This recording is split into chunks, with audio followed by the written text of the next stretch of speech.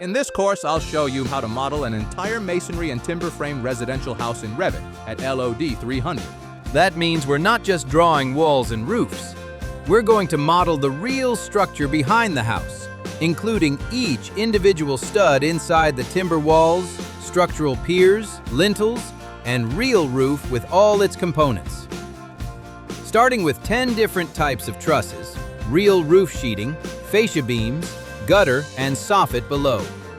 Finally, we will model a complex waffle slab for footing system as well.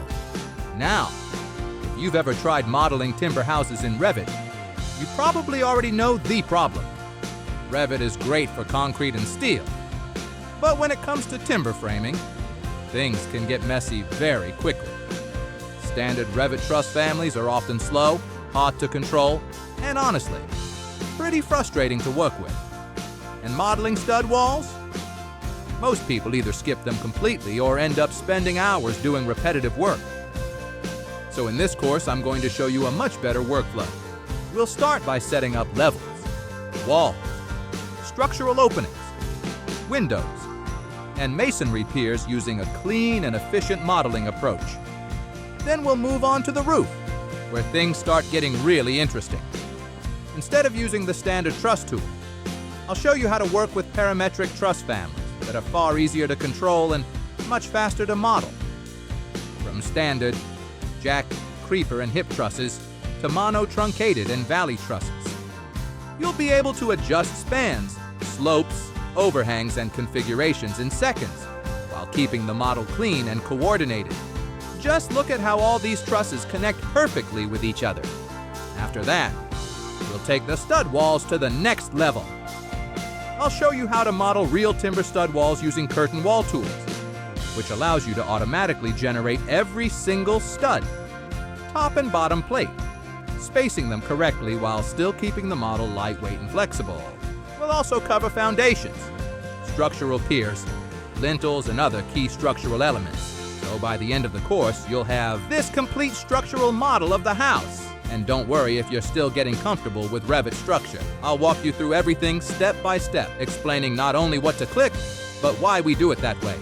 Simply download the DWG file totally for free from the link in this video's description and work through the course as we go. So if you want to learn how to model timber residential structures properly in Revit and avoid all the common headaches that come with it, you're in the right place. I'll leave you with Senior Revit, shall we? G'day mates, I am Senior Revit, and today I'm going to kick things off by creating a new project, and I'll pick the construction template. Then I'll just hit OK so we can get the project started. Here you can go ahead and delete the construction plans so we can set up our own structural plans. The first thing I'm going to set up is the levels for the project. I'll stretch these levels out a little bit, and then I'm going to change the elevation of level 1 to 2,700 millimeters, which is the height of the walls. Of course, this value should come from the architectural plans. All right, with that ready, we can start creating the structural views. Head over to the View tab and click on Plan Views. From the drop-down list, pick Structural Plan and then choose Level 0. Once that's done, you can go ahead and close all the other views. Now I'm going to bring the architectural plan into this view. Remember, you can download the architectural drawings in DWG format using the link I left in the description so you can follow this tutorial step by step. Inside the downloaded file, you'll find this folder or something very similar, which contains these two files. To import it, just go to Insert tab and select Link CAD button. Select the first one, which is the ground floor plan, and click OK. As you can see, the DWG file is now placed in this view, but it's locked. So I'll unlock it and just move it to the center of the page. And don't forget to lock it again once you're done. Right now this plan looks a bit messy and confusing, so I'm going to clean it up so it's easier to work with. To do that, jump over to the View tab and click Visibility and Graphics. Then in the pop-up window, go to Imported Categories. Here you'll find the imported AutoCAD files. Select the one we just uploaded and expand its categories. These categories are basically the AutoCAD layers from the original drawings, so the names will depend on how the architectural office organized their file. If you're lucky, the layers will be nicely organized so we can easily turn them on or off as we need. First, I'm going to select them all and change their color to gray lines. I'll also set them to halftone, and finally I'm going to turn off all the text and annotation layers. Usually I also turn off any layer that contains IDEN, since those are typically identifiers that we don't really need for modeling. Once I click OK, we can now see the AutoCAD file just as a reference guide to start modeling the walls, doors, and windows. I'm going to start with the external masonry walls and then continue with the internal timber stud walls. And here it's important to mention that I'm going to show you two different LOD levels for modeling stud walls. The first one is the basic version, around LOD 200, where the wall does not include the studs. It's basically just the wall assembly, with the gap between the two timber layers.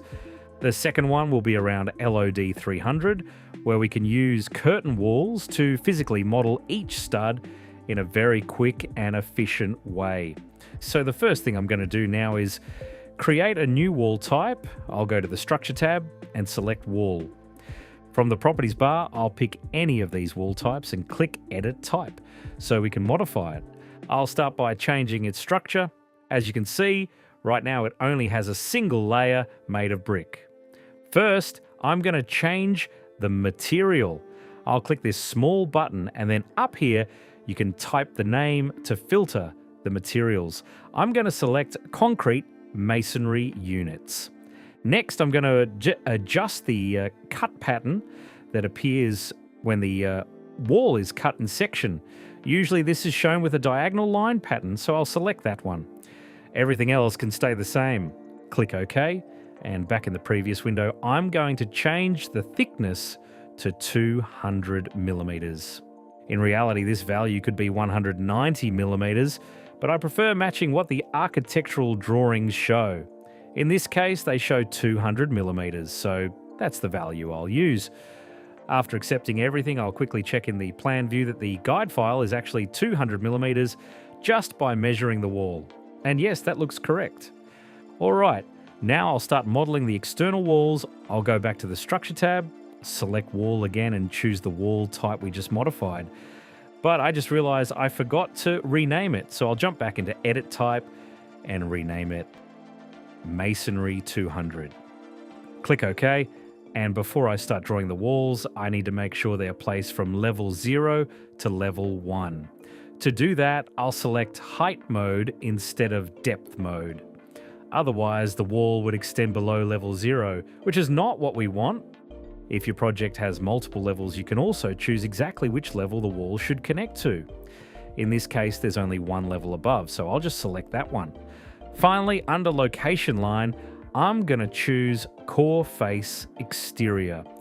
This makes it much easier to trace the building because we can simply snap to the outside corners of the walls. So I can start clicking right here on this corner and just follow the shape of the building. Before finishing the walls, you can see they appear with a solid grey hatch pattern. So first I'm going to add some transparency to them, so later on we'll be able to see the doors and windows more clearly. To do that, I'll go back to Visibility and Graphics, find the Walls category, and open the Transparency setting. Then I'll move the slider all the way to 100%. While I'm here, I'll also change the line thickness of the walls to make them easier to see. I'll set it to line number 4, and I'll also give it a different color, something like this, a blue tone. Alright, so now I'll click OK on everything and hit Apply so we can see the changes. As you can see, we can still see through the walls, but the line thickness didn't change. That's because with this tool, you can toggle between thin lines and thick lines. So if I click this button right here, now you can see the actual thickness. And honestly, that's a bit too heavy, so I'm going to change it to a smaller number, something like line number 3. If you're wondering what these numbers actually mean, you can go to the Manage tab, Then select additional settings and choose line weights. For example, at a scale of 1 to 100, line number 3 corresponds to 0.25 millimeters, and line number 4 is 0.35 millimeters. Of course, you can always adjust these values if you need to. Now, to keep modeling the rest of the walls, I could go back to the wall tool, but a quicker way is to just right-click on an existing wall and select Create Similar.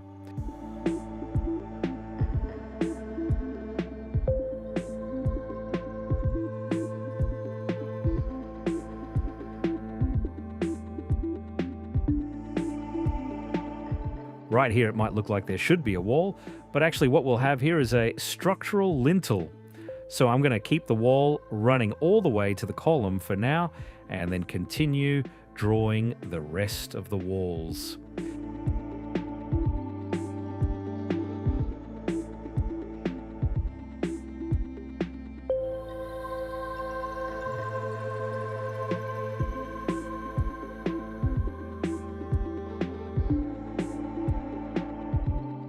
These here will be columns, so I'm going to stop the walls just before reaching them. Alright, next step, the internal walls. To do that, I'm going to copy this wall over here and then jump into Edit Type. After that, I'll click Duplicate and give it a new name. I'll call this one Stud Wall 70mm. Click OK, and now let's edit its structure. First, I'll change the thickness to 70mm, and then I'll change the material as well. Let me see if there's already a material named stud. There is this one, but it's metal stud, which is not what I need. So instead, I'll switch it to timber. I can't really find a good timber material here, but that's fine. I'll just pick this one and duplicate it. I'll rename it SR Timber. SR for Senior Revit, but of course you can use your own initials if you like. Then I'll just tweak the color so it looks more like timber. Something between brown and orange should work. Maybe something like this. All right, that looks good. Everything else can stay the same, so I'll go ahead and finish creating this material. Before accepting this wall type, I'm also going to duplicate it again to create the 90mm and 110mm stud walls. The 110mm stud wall is quite rare, but it's nice to have it there just in case.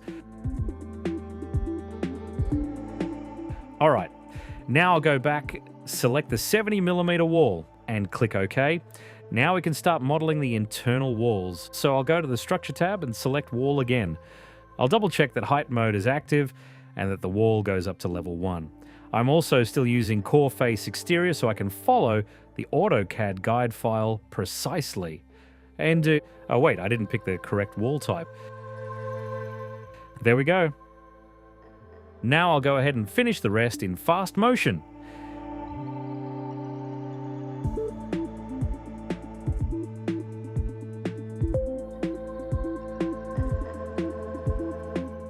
Here we have a thicker wall, which is actually made of 2 walls placed together.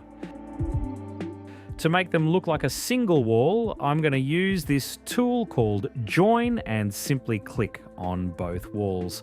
As you can see, now it looks like one continuous wall. But that doesn't happen everywhere. For example, here we still see the separation, and also over here. So I'll go ahead and join these walls as well to clean that up, and then I'll continue with the rest.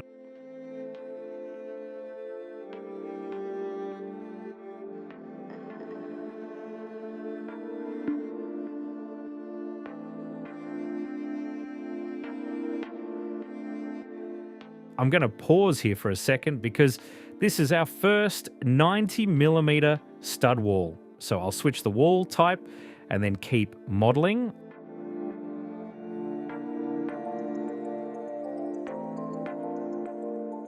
I think this one is also 90mm, but let me double check. Oh, actually no, this one is 70mm. Sorry about that.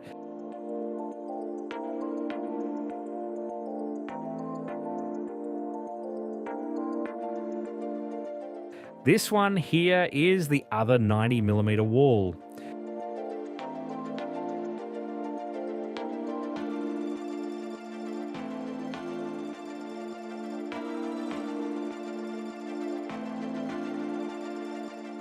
And finally, this last one, where we also have a double wall.